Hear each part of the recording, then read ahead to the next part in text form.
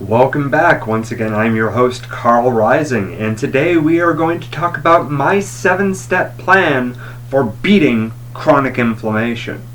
Now, I used to have really bad autoimmune arthritic problems. My knees felt like they needed to be replaced. My entire spine was one big mess of inflammation and scar tissue. My scalp was not in the best of health, but nowadays it's actually really, really good, which is great because it was over 20 years of bad skin and joint health.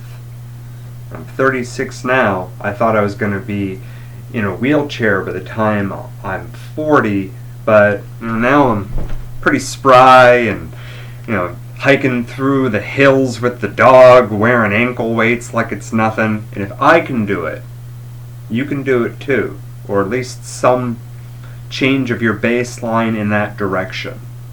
So we're going to start off here with something that is often overlooked. It is a root cause of inflammation in the body. We treat symptoms far too often. We take a Tylenol for something instead of get to the very base of why the problem is happening. So step 1 is removing heavy metal toxicity in the body tissues. We're supposed to have really alkaline tissues. Too alkaline for the extra inflammation, water weight, and the fostering of cancer and candida cells. And we do this with liquid chlorophyll. That's just the green pigment in plants. As you can see, my water is very green. It is usually very green. Quite helpful. I lost about 7 pounds of water weight in my first week using it. From all the inflammation reduction. People thought I lost 10. I felt like I lost 15. Great way to get things rolling. Get your comfort increased so that you can work on the rest of the problem. Second, though, you might want to do a little bit of this first. Anti-inflammatory and immunomodulating herbs. Now you might ask, what was immunomodulating? You don't know what anti-inflammatory means, but immunomodulating, that's about getting your immune system to stop spiking with excessive inflammation responses. That'll be herbs like cat's claw or pine pollen. These are very, very helpful for pulling your immune system away from an improper, over-the-top response. Oregano, I might add, is also mildly immunomodulating.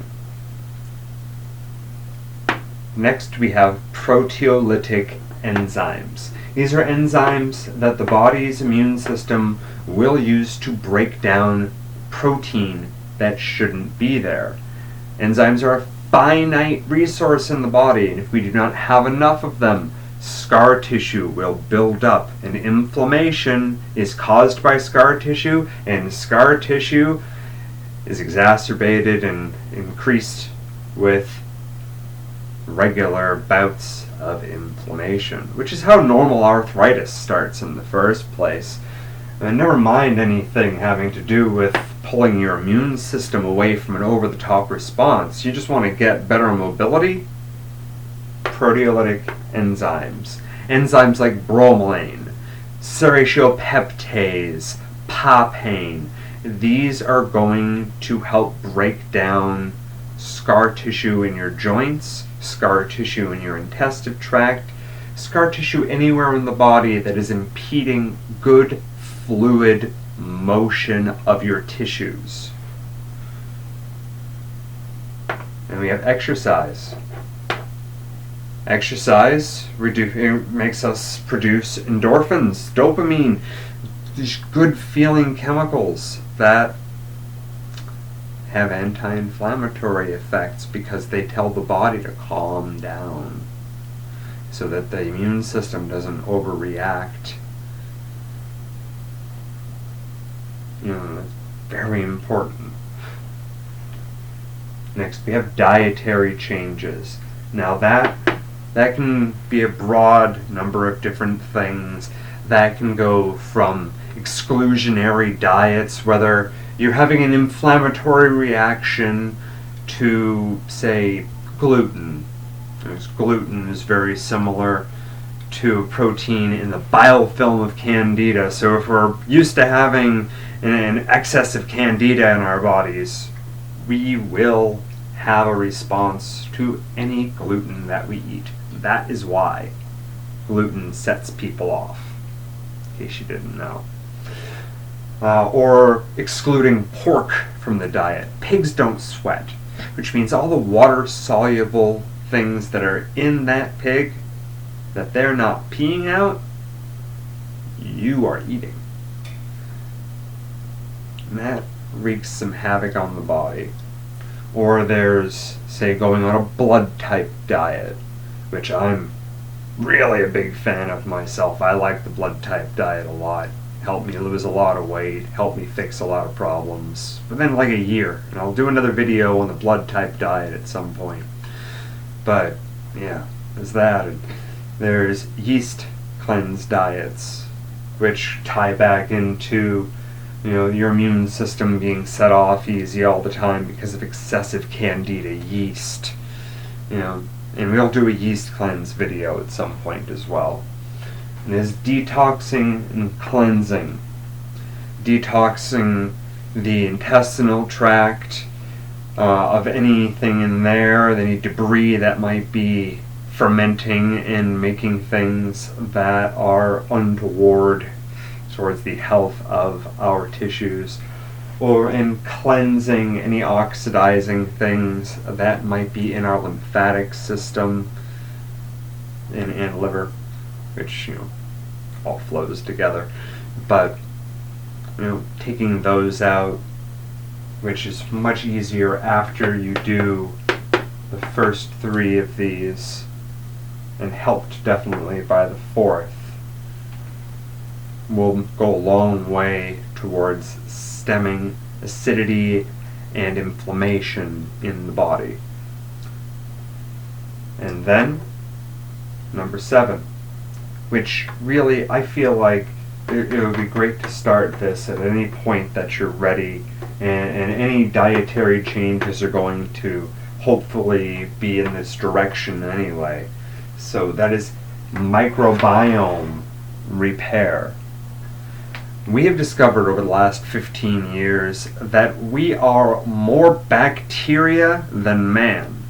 We even have bacteria in our brains. They've found a microbiome that lives in the brain that they believe is connected to the microbiome that lives in the intestinal tract. And that ties right back into yeast overgrowth conversations, and I promise we will have a video about that. But the more we repair our guts, the less inflammation we have in the body. Heck, even the serotonin that is produced in our intestinal tract has a mitigating effect on the inflammation that is caused by the caustic process of digestion in the first place. So everything here complements, feeds back into each other. This is a complete program. This is a lifestyle change. Though you can try small bits of it, you can see what your different factors might be. If you have scar tissue buildup, if you have stiffness in your joints, I would try proteolytic enzymes first. If you have a long problem with inflammation in various parts of your body, some turmeric, which is fat soluble, so it takes a little time to build up, or some cat's claw, or any number. I'll do another video on all sorts of different anti-inflammatory herbs and their side benefits. or even just taking out these heavy metals. If we have mercury fillings, especially, or after having any serious dental work, or after having vaccines, especially if your kid is having skin breakout problems after having a vaccine, get some liquid chlorophyll, give that a try. That usually makes a big difference. So, feel free, like, share, comment, subscribe, donate,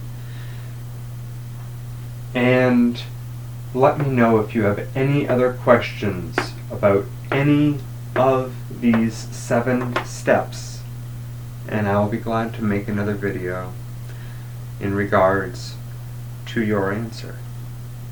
Thank you. Have a wonderful day.